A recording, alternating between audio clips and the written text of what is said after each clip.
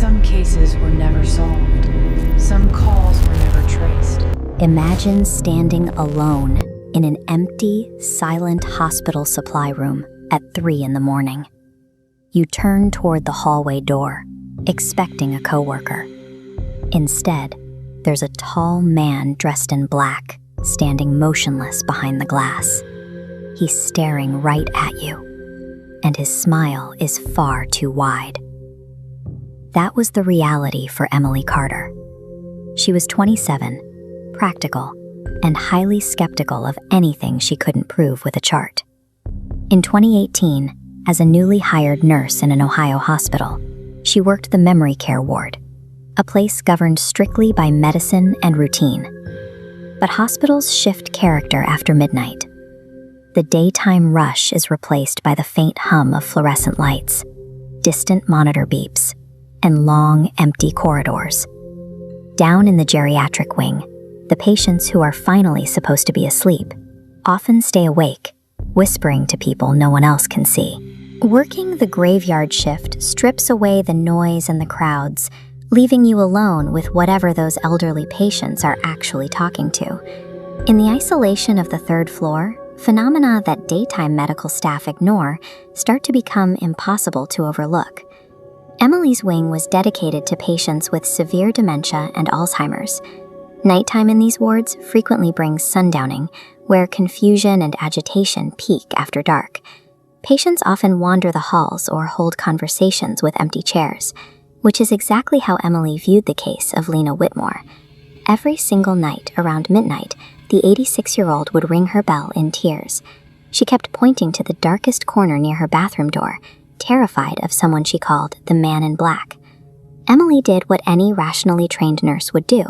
She checked the empty corner, reassured Lena no one was there, and made a note.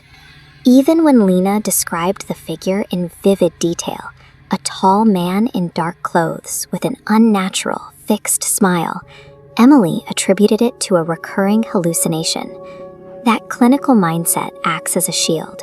By filtering every strange event through a medical diagnosis, healthcare workers keep themselves grounded.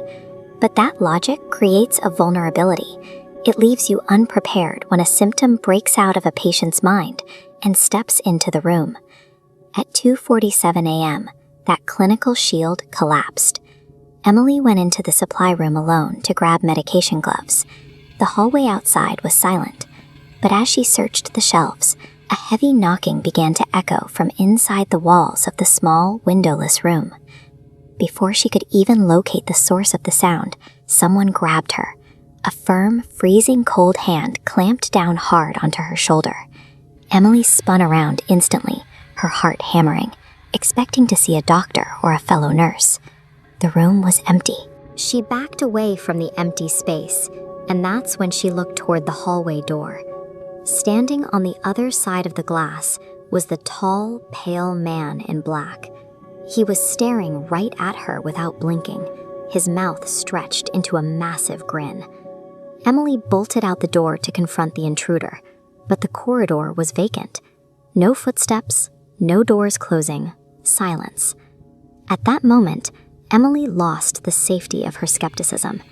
A dementia patient's hallucination cannot reach out and grab a nurse's shoulder. Whatever Lena was seeing in her room had manifested as a direct physical threat. Panicked, Emily rushed back to room 312. Lena was already sitting up in bed, wide awake. Before Emily could even speak, Lena looked toward the doorway and whispered, "You saw him." She then described the man Emily had just encountered, the height, the clothes, and the smile, with perfect accuracy.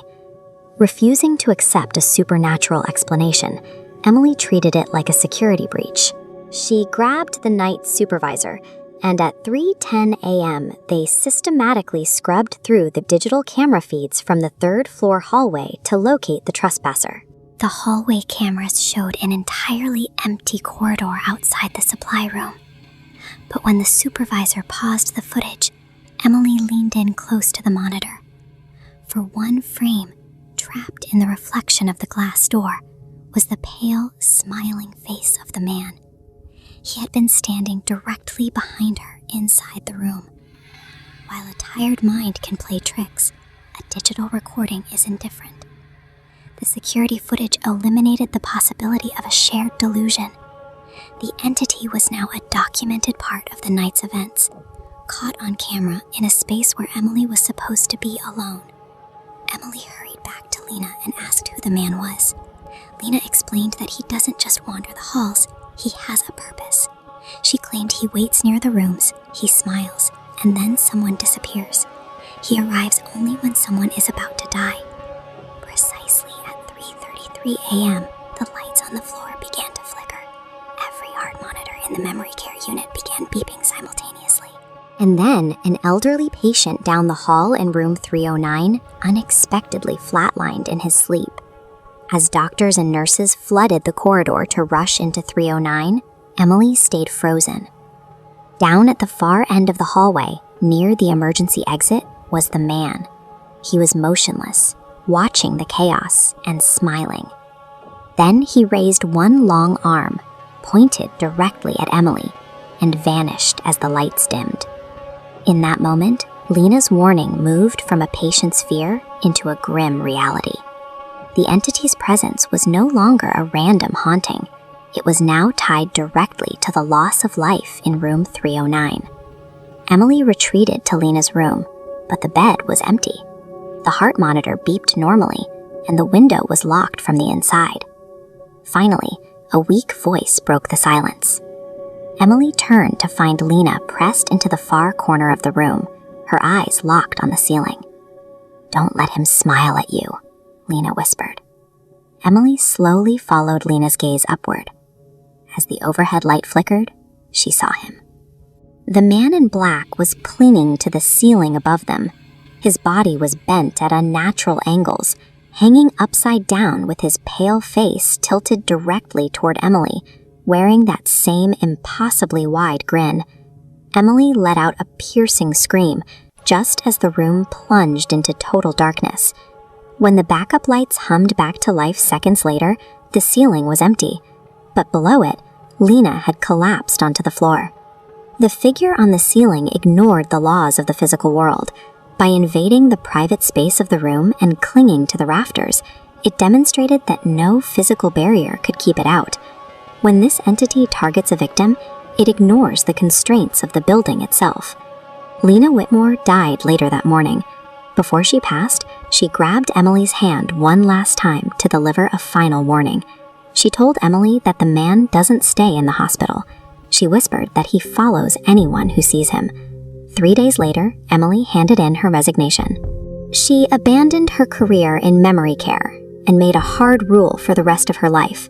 She would never work another night shift. But changing her schedule didn't end the experience. Years later, Emily admitted she still struggles with a crippling fear of dark surfaces. Whenever she walks past a window at night, she checks the reflection first. Every now and then, for a fraction of a second, she catches a glimpse of a tall, smiling man standing right behind her. Surviving a direct encounter with this harbinger did not mean escaping it. The visual haunting became a permanent part of Emily's life. Once you have seen him, he knows you can see him. Like and subscribe.